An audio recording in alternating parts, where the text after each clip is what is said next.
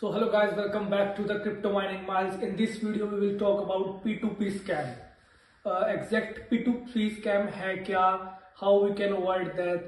तो P2P scam basically Binance में जो और अदर एक्सचेंजेस पे P2P चलता है, तो हम वहां पर बाय सेल करते हैं. जनरली लोग छोटे मोटे प्रॉफिट्स के लिए P2P करते हैं और अपने लाखों में बैठते हैं. तो इस चीज से कैसे बच सकते हैं हम, इससे क्या अवॉइडेंस रखते हैं, हम भी थोड़ी गाइडेंस प्रोवाइड करते हैं.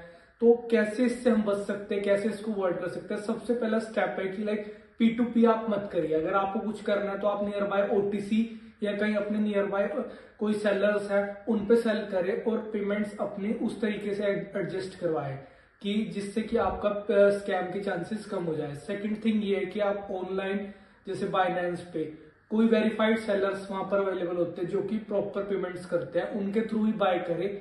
थोड़ा बहुत एक्सपेंसिव हो सकता है उसमें, बट आपकी पेमेंट सिक्योर रहेगी. अब आप 10 पैसे या 50 पैसे के चक्कर में आपके लाखों रुपए फंस रहे हैं, वो चीज आपको भी बेरेबल नहीं है.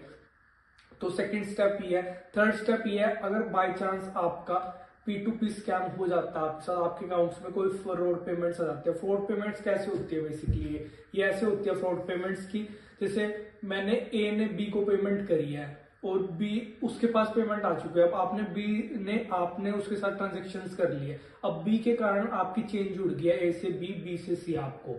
तो ये एक चेन बन गई जिसके कारण आपकी यूपीआई ट्रांजेक्शन्स ब्लॉक हो जाती है जो साइबर सेल करती है.